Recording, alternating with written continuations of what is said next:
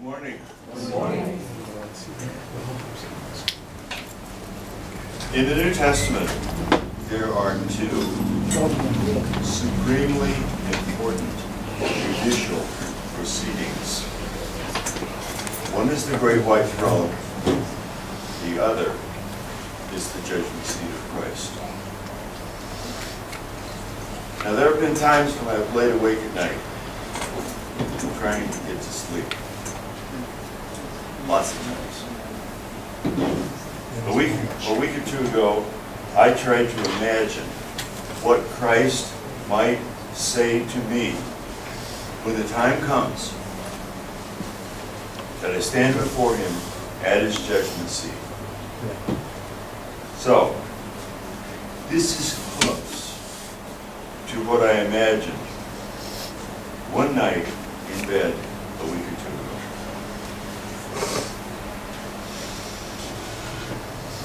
Just imagine Christ speaking to me as He will someday speak to you if you know Him as your Savior.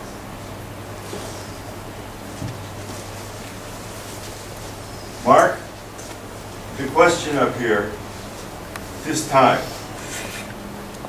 is how you will be rewarded for your service to me on earth.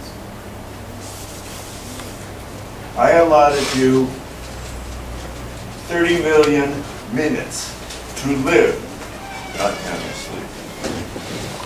Here is how I decide your reward.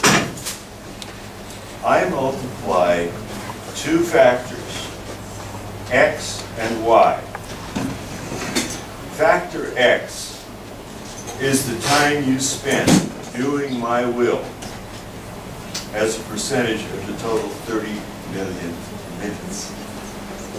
Factor Y is your average value to me during that time you spent doing my will.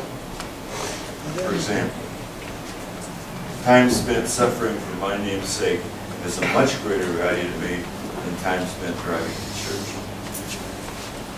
Then I multiply factors X and Y and decide your reward. I love you, Mark. And the reason you're here, instead of being before my Father's great white throne, is because you accepted what I did for you on the cross. You accepted me as your personal Savior, your Savior from the penalty of sin.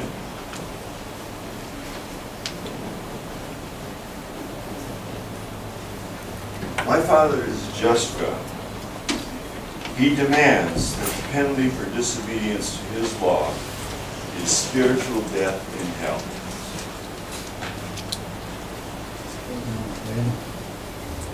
But everyone has sinned.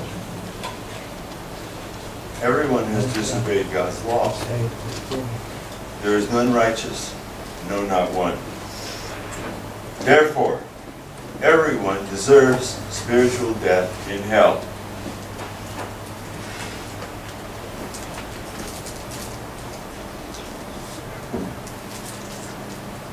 But my Father is also a God of love, mercy, and grace. When I died on the cross for you, we gave you favor you didn't deserve. I paid the price for the penalty of your sin by dying on that cross.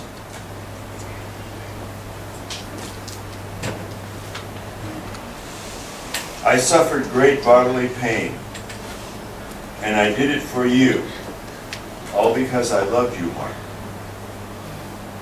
I spilled my blood, and I did it because I love you. Without the spilling of blood, there is no remission of sin, no reconciliation with God, my Father. That is why, when I was with my disciples at our Last Supper, I asked that some bread and wine be taken in remembrance of my body that suffered and suffered for you. And in remembrance of the blood I shed. I did this for everyone who accepts me. I did this for you, Mark, because I love you.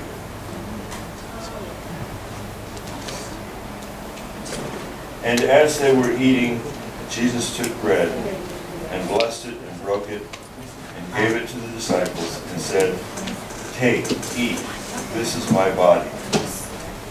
And he took the cup and gave thanks and gave it to them, saying, "Drink ye all of it, for this is my blood of the New Testament, which is shed for many for the remission of sins."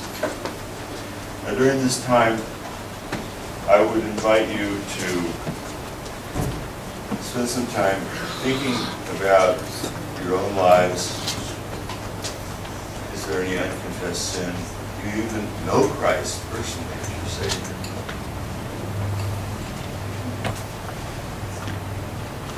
And then remembering that if you don't want to have the bread and wine in a way that is not right, because either you aren't saved or you're going to confess sin, because that's called eating and drinking unworthily. So at this time, we do it a little differently now. At this time, if you would, starting at the front, form a line and go back and get your bread and wine, and then bring it forward. We used to pass it out.